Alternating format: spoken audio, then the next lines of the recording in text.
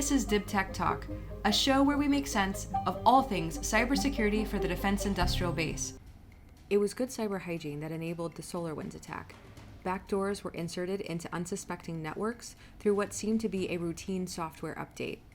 While it was the industry best practice of updating software that enabled the attack, it will be good cyber hygiene that ultimately remediates and hardens our networks against follow-on attacks. Preventing against follow-on attacks means detecting adversaries on our network. It means identifying and fixing vulnerabilities.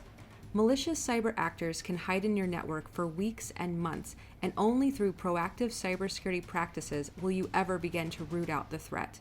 Robbie Harriman, and I have a Bachelor of Science in Computer Information Systems and a deep background in IT operations and security in a number of heavily regulated industries such as financial services and the casino industry.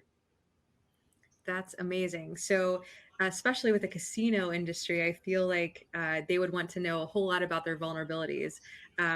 So, can you talk about briefly about vulnerability being risk and likelihood versus impacts? Vulnerabilities can be equated to risk, and the way that we quantify risk is the likelihood versus impact that an incident occurs and what the impact of that would be.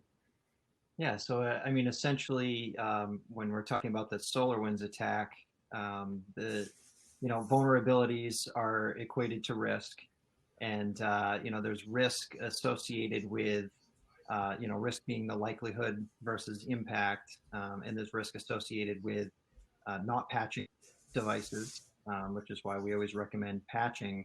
But in this case, it was something that organizations really couldn't have predicted. That a patch would be poisoned and that SolarWinds was compromised, essentially rendering of their clients that had good cyber security etiquette vulnerable. So that is a tough one.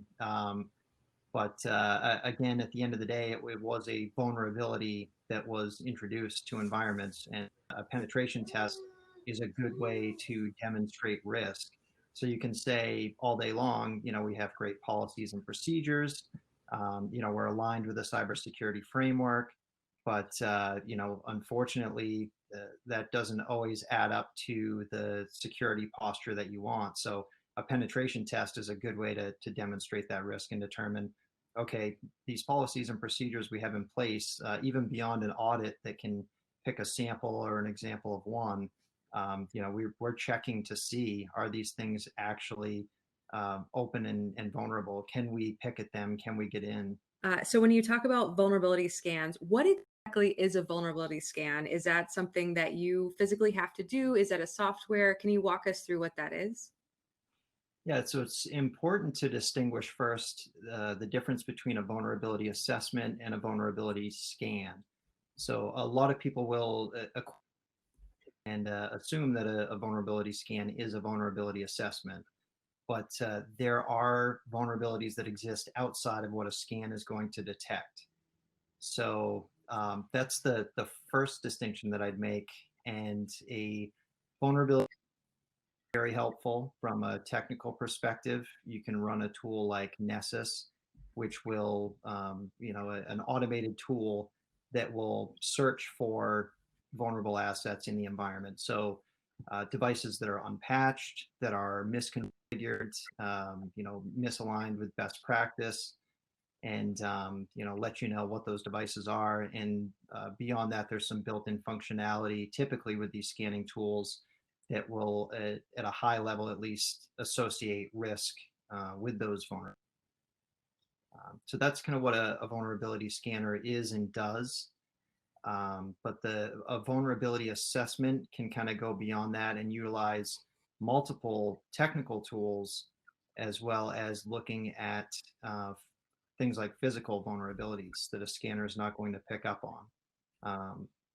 Things like open shares in the environment. An organization is vulnerable if they have Ethernet jacks in a publicly accessible area that you could just plug your laptop into and be on the network automatically. So those are the types of vulnerabilities that are kind of outside of a scan that are part of a vulnerability assessment and management program. So it sounds like a scan can be done almost instantly, right? Whereas a vulnerability assessment is kind of a whole process, which involves scans, but also maybe people coming on site and doing an assessment. Exactly, yeah. And a periodic vulnerability assessment is always advisable, but more mature organizations leverage vulnerability scans on a periodic basis. Some companies are scanning weekly, even daily, to find new vulnerabilities and then remediate them according to risk. Okay, yeah, and in the CMMC and NIST 800-171, it requires you to implement a procedure for the vulnerability scanning and then the procedure for how you react to those vulnerabilities that are discovered. So, without getting too technical, um, you said the scan, it's able to detect vulnerabilities like things that are not patched, outdated versions. Can you kind of explain how, like, what does a result of a scan look like? Does it say, "Hey, your printer is vulnerable because there's an exploit and you should patch it"? Like, what is if somebody were off the street to come in and want to buy a Nessus license or whatever that looks like, and they wanted to use it? What is the? Do you need a skill to be able to read it, or is it user friendly? So the scan itself is pretty easy to configure and run. There are different levels of scans. First off, you can do an external scan of an environment for anything that's internet facing, or you can run an internal scan of your internal network, credentialed or uncredentialed. So you could get a view of your environment as it would look to an outside attacker that has no access to your environment or real knowledge of your environment.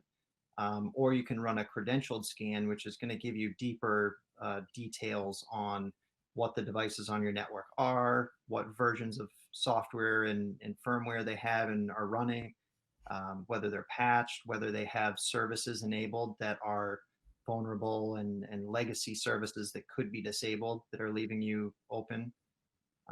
So a lot of the interpretation of the report requires some technical knowledge, and that's one problem that some firms that you hire will pass off a vulnerability scan as a vulnerability assessment or even a penetration test. And basically, they run an ESSA scan, hand it to the client, and say, here's a bunch of jargon that you probably don't know what it means, but this is all the stuff that's wrong. Now go fix it. So that's why it's important to engage with a firm that will provide you that extra analysis of here's exactly what these findings mean, which ones are really high risk to your organization, and here's how you remediate them. That's a good point. So the Nessa scan itself won't tell you which is the most high risk. It'll just rate them pretty much all the same. And it's up to your analyst or whomever is doing this for you to interpret that information almost. So Nessus actually does have a concept of risk built in for vulnerabilities. But what it can't tell you that an organization using a tool like that, a third party can, is okay, you have these high risk vulnerabilities in your environment, but these ones in particular are on your domain controller, or these ones are on a system that we know that PII exists on. So that's the type of analysis that a skilled user or an outside firm can give you. Okay. And so you've said this word a couple times, penetration testing or pen testing. Let's talk about that. So what is pen testing? Why is it important? How is it different from a vulnerability assessment?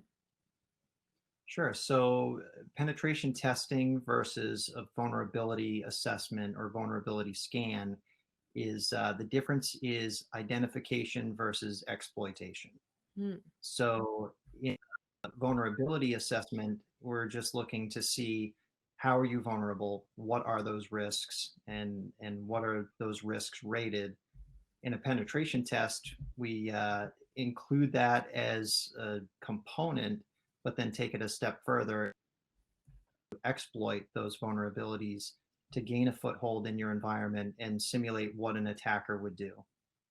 Okay, so how do people leverage pen testing as part of their cybersecurity program? Because from what I understand, pen testers can be some of the highest paid cybersecurity professionals out there, and they get to work remotely and they get to do fun stuff all day. So why would a company want to leverage a pen tester as part of a broader cybersecurity program?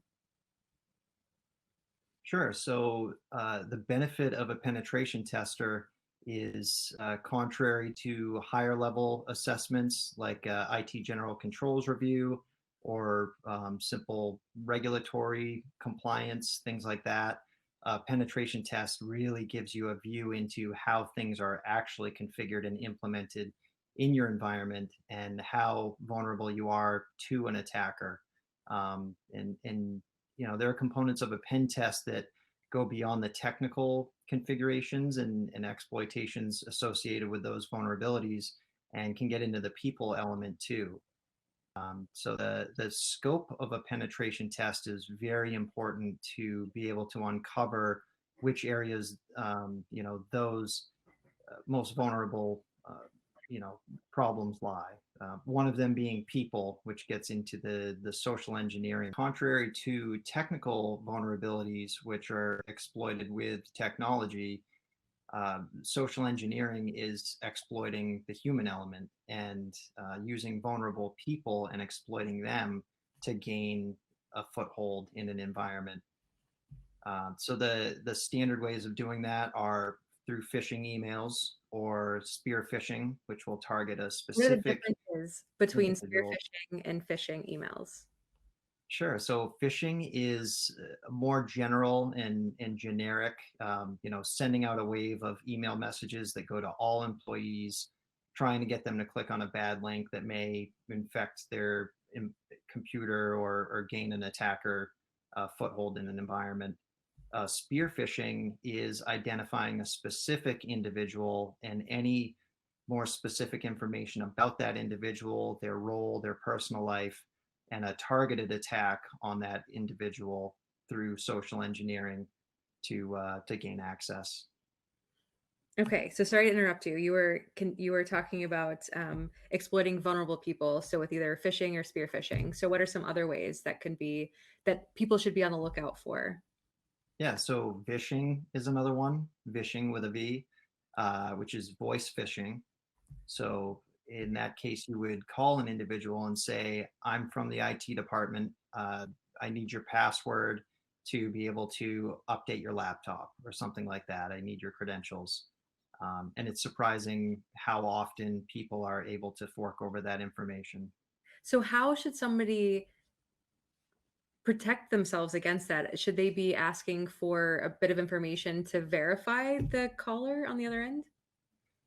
Absolutely, yeah. And for this, the onus is really on the organization to train their users to be able to spot all the signs of an illegitimate email or an attack.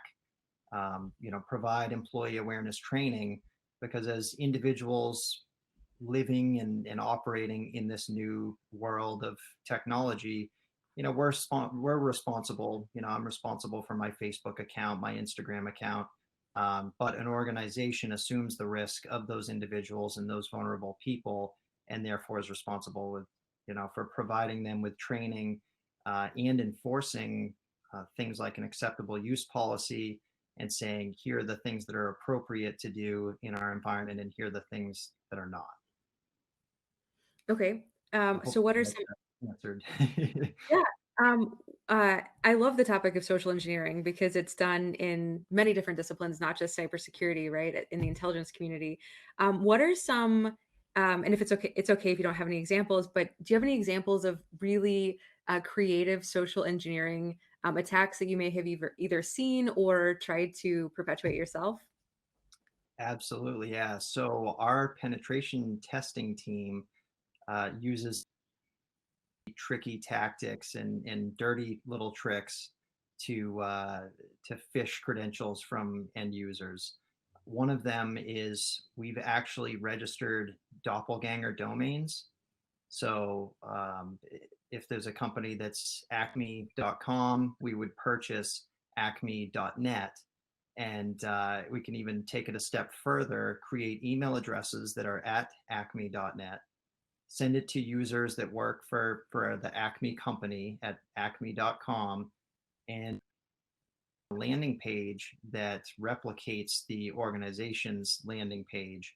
And our team has even gone as far as phishing multi-factor authentication credentials. So we set up a fake landing page at acme.net, sent it to the acme.com users and their emails, and convinced them to visit this landing page on this fake website that looks just like their company's website, enter their credentials. We then send them another email once they've done that, asking them to provide us with their multi-factor authentication code from their mobile device and use that to log into the actual company site and gain a foothold. Wow. So what okay, so once you gain a foothold in their network, like that sounds bad on its face, but what does that then allow you to do once you're inside that company's network from phishing their multi-factor authentication? Once you're inside, what do you have the ability to do at that point if you were a malicious actor? Sure. So then once we've gained a foothold, we look to move laterally until What does we can escalate. what does laterally mean when you're talking about network? Sure. So we gain access to one system with limited credentials, low level of access. We can look for other systems that we may be able to access using those same credentials until we can find a system that's vulnerable and that can allow us to escalate those privileges. Can you run a vuln scan inside someone's network once you get in there with your MFA credentials? Yep. So we have been able to go from external to an internal network and continue to escalate privileges from there. And ultimately, what is the goal of a cyber actor to elevate all of their accesses? Like, what would be, how would you use them against that company? So there are a number of reasons that an attacker would try to breach an organization. Um, Probably the most standard these days is ransomware is still the number one attack because it pays the best. So, So what does that mean? Like, what happens when you get hit with a ransomware attack? Are you going to know? Is a company going to know that they're hit with a ransomware attack? they typically will, although adversaries are becoming more and more complex and persistent now. So when crypto ransomware first came out, it was more of an end user thing. They would blast it out to thousands of people and get, your grandmother to click on an email link and then get $50 out of her, because her system says that it won't let her in until she pays the $50.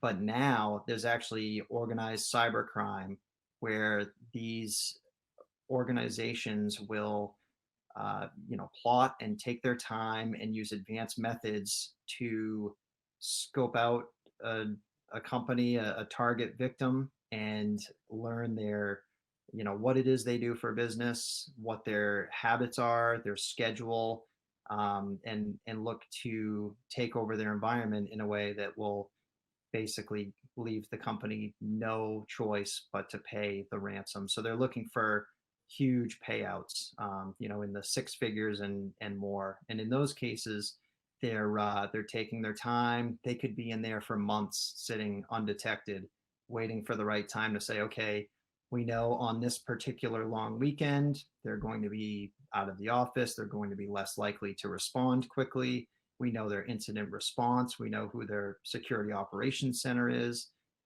They stake all that out and then kind of bide their time to maximize damage and impact and get the organization to pay.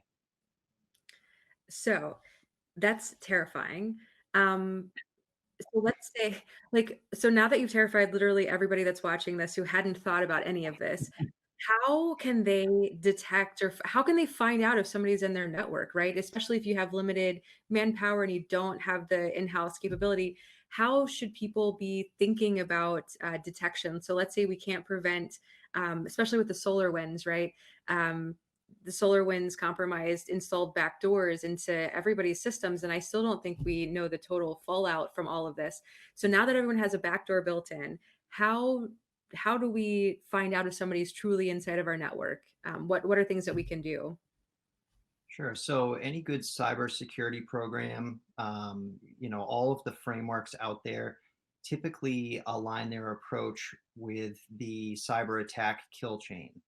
So at each step of the way that an adversary would take, a good cybersecurity defense program follows the life cycle of identify, protect, detect, respond, and recover.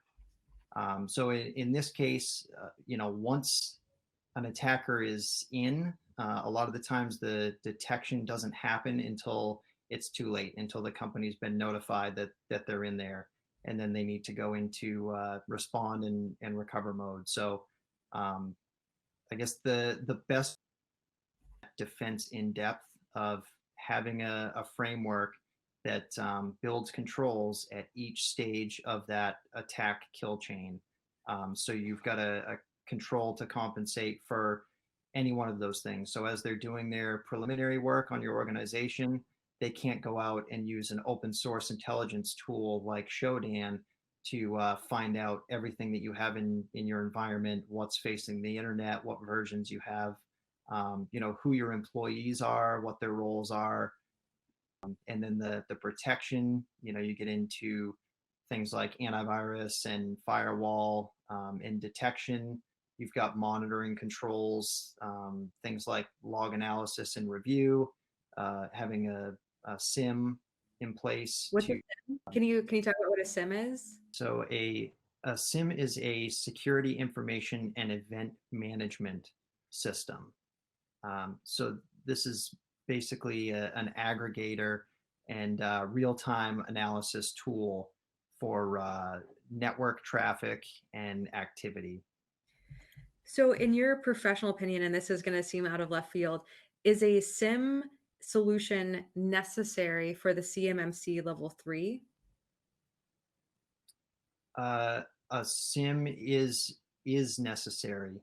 It's the best approach. So there are ways to technically comply with some of the controls in the CMMC at level 3 without having a SIM. There are ways of having logs stored on endpoints and analyzed that way that are more manual controls, but it's not going to provide you with the best and most responsive way to handle logs. Essentially, it's a way to kind of shortcut and bypass the spirit of those controls, which is really to have a lens into the activity within your environment so you're able to monitor it and respond accordingly. Right, that makes sense. So technically, you can comply without it, but you'd kind of be doing yourself and your cybersecurity program a disservice. So, even for really small companies that maybe only have 7 or 10 employees at a headquarters, is something like that, is are there affordable solutions or some small enough solutions to make it worthwhile, right? Like I understand compliance is a thing, and security is a thing, but is this overkill in that situation? Yeah, so there are SIM solutions to fit almost every use case, including some that are open source and no cost to the organization. So, in those cases, it's just a matter of person hours to do the research and configure. So, kind of a question out of left field, considering all of these things that we've talked about, from vulnerability scans to vulnerability assessments, um, even the smallest companies, how many people, individuals, do you think it takes to really have a comprehensive cybersecurity program for a company? Whether that's, parsing man hours from multiple different people, how many full-time personnel would it take to really do a good job for even the smallest companies? Like, let's just say, company with 10 people at their headquarters, how many cybersecurity professionals do they need to really do all of these things that they should be doing? Oh, that's a good question. I would say at the very least one dedicated resource who is security minded and security focused.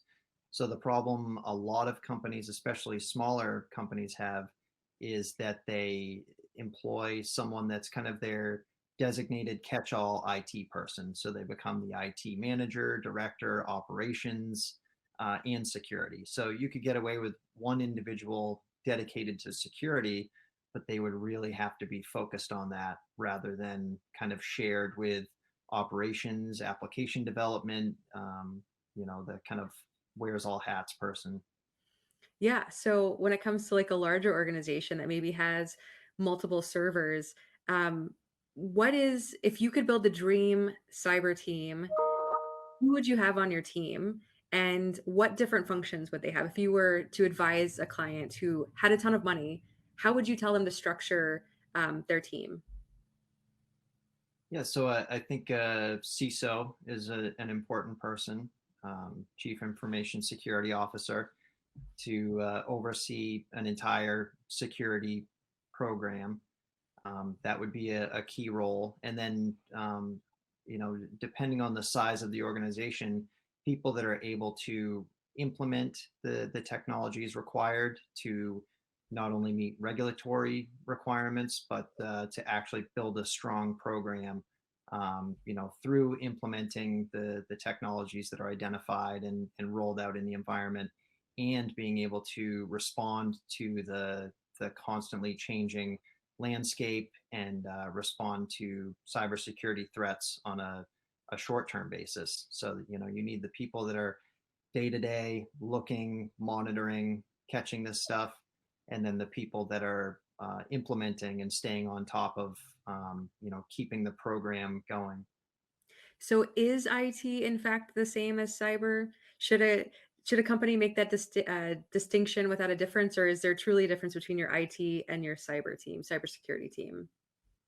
There is, yeah, and that's where a lot of organizations get hung up. Is information technology has a lot of to an organization, and including things like support and operations, whereas information security is entirely focused on the security aspect, and a lot of the times one is sacrificed for the other. And a prime example is we open up the network shares on our network to everyone because it's easier than having to do it granularly. Or we tested a new product, and it was difficult to lock it down or use some sort of hardening of configuration. So we just kind of left it open to everyone, and left it with the out of box configuration. So a lot of the times, people in operations can bypass security if it's not the first thing on their mind, if they're just looking to satisfy the client being the business. Yeah, absolutely. There's always this fight between productivity and compliance and security, and everyone's fighting. But do you think that it takes a major cyber incident for companies to really pay attention, or do you think there is a slow um, change of culture to appreciate the security first? What do you think? Do you Sure. think it takes a cyber incident for people to care? It shouldn't. A lot of the times it does, because, as they say, it's not a matter of if, but when. So sometimes you'll get a scare, and you'll have an event that looks like a cyber breach, but doesn't turn out to be. In those cases, sometimes that will get people focused and maybe get some budget behind improving the security posture.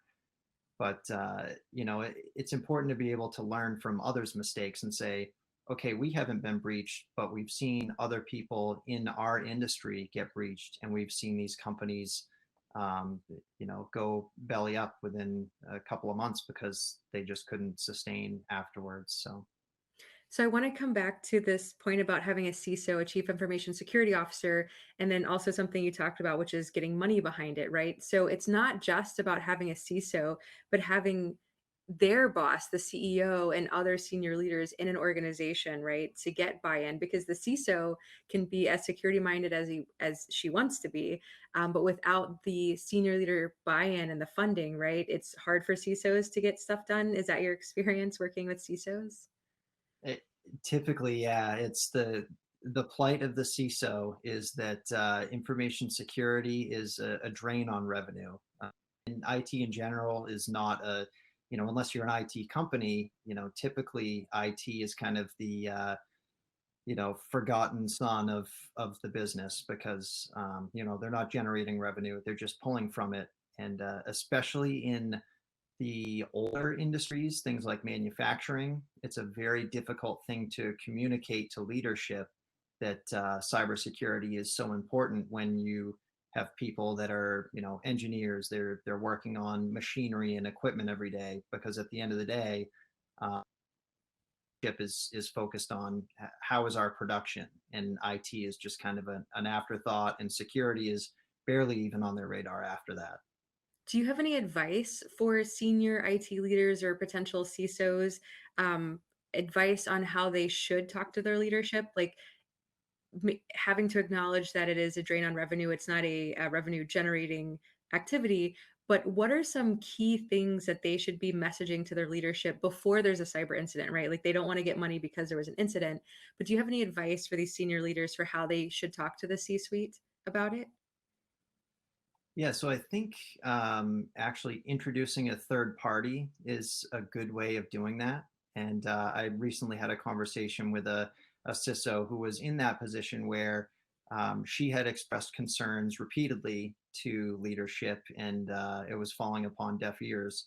So she said, okay, let's bring in a third party to take a look at this environment, tell us how big of a mess it is, and we can leverage that report to show the board this is why we need to budget these initiatives. So tell us why an organization should bring in a pen tester. So a number of reasons, one being the measurement of control design and operating effectiveness. So the policies, procedures, and standards that are in place internally, making sure that systems are configured to align with those standards. Those are a few of the reasons. And my least favorite reason that a company would get a pen tester to come in is regulatory compliance. And the reason why that's our least favorite is because that's typically for the organization just a check the box exercise, because whatever regulatory standard requires it, therefore they have to check that box once a year that says we had a pen test. In those cases, we'll typically see them put out an RFP and go for the absolute lowest quote and end up with something like just a vulnerability scan that really provides them with no value and no actionable items that will help improve the security in their environment. Yes. Can you highlight or just say in a sentence? Because I know I say it, but it has a bigger impact when other people say it. But can you describe the difference between compliance and security? Yes. So compliance is the minimal effort required to legally operate as a business in the cybersecurity world. Um, so security is a more proactive approach, whereas compliance is a reactive approach of we have to do this. So is it fair to say that compliance does not equal security? Absolutely. Thank you so much for joining me on today's episode of Dib Tech Talk. I want to wrap up this episode by answering a question that I've heard a lot over the last couple weeks. And that question is who is General Lloyd Austin? And the answer is not just that he's our first Black Secretary of Defense. He is so much more than his skin color and his position. General Austin retired from the Army as a four-star general in 2016. He served 40 years in the armed service. He spent multiple tours in Iraq and across the Middle East. He had commands within the 82nd Airborne Division and the 10th Mountain Division. It's okay, we can't all be screaming eagles of the 101st. He was also the director of the Joint Staff, and he was the vice chief of staff for the Army. He also was the CENTCOM commander. His credentials are on par with General Mattis. He just doesn't have the same cool nickname. I'd like to welcome General Austin back to the Department of Defense. Good luck and Godspeed. And thank you so much for tuning into this episode of DibTech Talk. Don't forget to subscribe. We will see you next time.